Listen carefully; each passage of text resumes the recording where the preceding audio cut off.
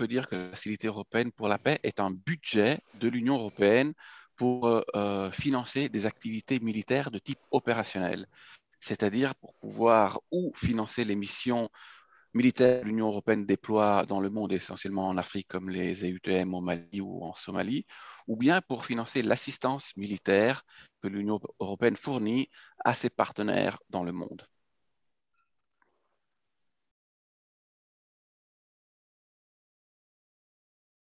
La nouvelle Facilité européenne pour la paix apporte trois choses nouvelles très importantes dans le cadre de la coopération entre l'Union européenne et l'Afrique, coopération militaire. Premièrement, elle autorise les Européens à financer des transferts d'armes, y compris des armes létales, chose que les anciens outils de coopération militaire de l'Union européenne ne permettaient pas de faire.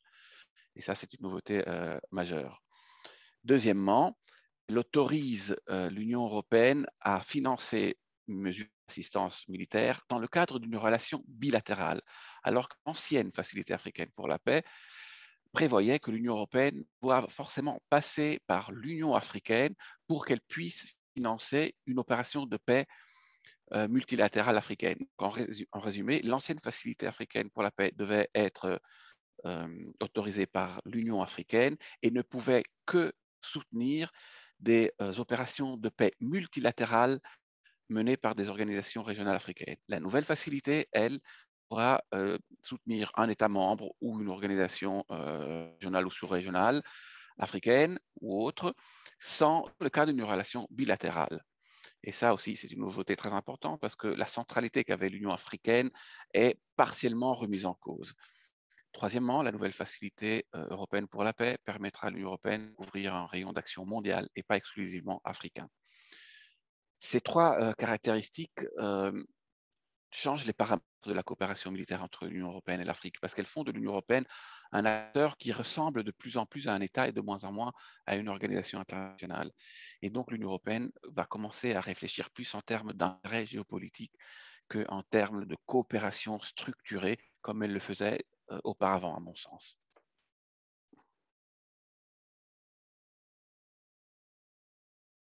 En Europe, plusieurs organisations et certains pays se sont longuement opposés à l'idée que l'Union européenne puisse financer des transferts d'armes. Ce débat n'a pas vraiment eu d'écho en Afrique, par contre. Une autre question qui s'est posée en Europe en premier lieu, mais aussi en Afrique en deuxième lieu, c'est la centralité de l'Union africaine.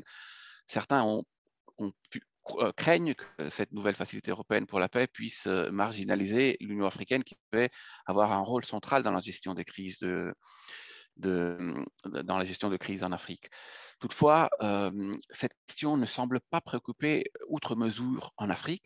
Pourquoi? Parce que plusieurs pays qui déploient des opérations militaires de stabilisation en Afrique, plusieurs pays africains qui déploient des opérations en Afrique préfèrent probablement eux aussi avoir des relations directes avec l'Union européenne par voie bilatérale plutôt que de devoir passer par l'Union africaine.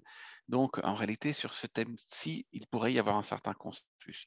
Mais toutefois, à Addis Abeba, on a pu constater que le passage de l'ancienne facilité africaine à la nouvelle facilité européenne a fait craindre que l'Union européenne pourrait à terme se désengager financièrement vis-à-vis de l'Union africaine et des missions qu'elle mène sur le terrain, à savoir essentiellement la MISOM.